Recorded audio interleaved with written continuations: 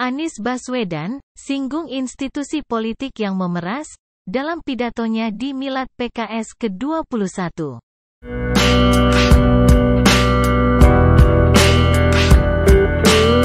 Anies Baswedan menyampaikan pidato tentang ekonomi ekstraktif, institusi politik dan ekonomi inklusif di hadapan simpatisan dan kader PKS di Istora Senayan, Jakarta, Sabtu, tanggal 20 Mei tahun 2023.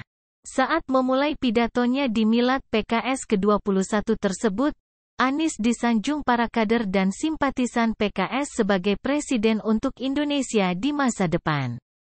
Ia pun membuka pidatonya dengan pantun.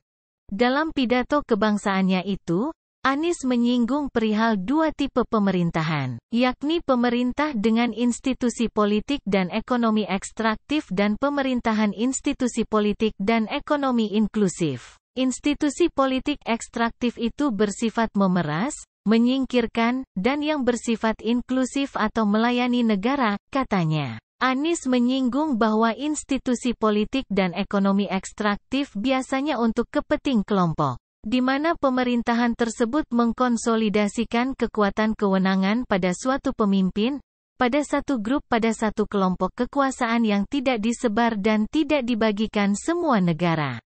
Tak hanya itu, institusi politik ekstraktif, kata Anies, memberikan batasan dalam partisipatif publik, mengendali dengan manfaat kekuatan politik yang dimiliki, abuse of power.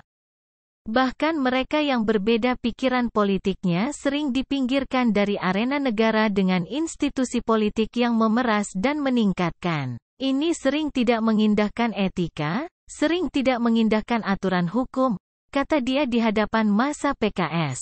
Anies meyakini pemerintahan dengan institusi politik dan ekonomi ekstraktif bahkan membuat peraturan ditekuk sesuai kepentingan tertentu ketika diterapkan. Setelah tebang pilih seringkali dibuat hanya untuk menguntungkan mereka yang sedang berada di dalam lingkar kekuasaan, ujarnya. Anies bahkan menyelutuk agar kondisi institusi politik dan ekonomi ekstraktif tersebut tidak terjadi di Indonesia. Mudah-mudahan tanda-tanda seperti ini tidak ada di negeri kita, katanya. Lalu Anies melempar tanya ke Audin, ada atau tidak yang merasakan kondisi demikian di Indonesia?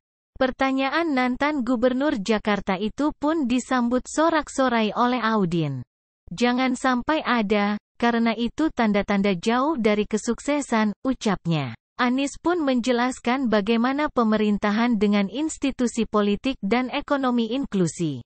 Di mana pemerintahan seperti itu selalu mengayomi masyarakat, menjunjung tinggi tegaknya rule of law, memperkuat cabang-cabang hukum agar independen agar terbebas dari intervensi politik dan transparan dalam pengambilan keputusan, ujarnya. Anies menyebutkan pemerintahan dengan institusi politik dan ekonomi inklusif melayani akan menjunjung tinggi kesempatan warga untuk melaksanakan aspirasi tanpa sedikit pun ada rasa takut. Karena itu Anies menyoroti salah satu beleid yang sangat merugikan masyarakat. Di mana beleid tersebut merebut satu-satunya alat perjuang rakyat, yakni suara rakyat itu sendiri.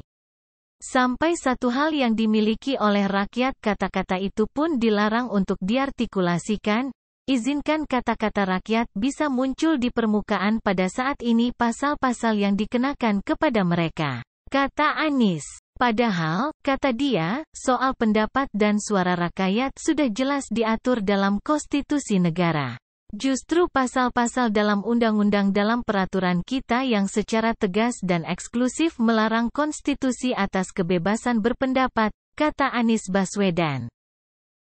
Terima kasih telah menonton video ini. Sampai jumpa di video selanjutnya.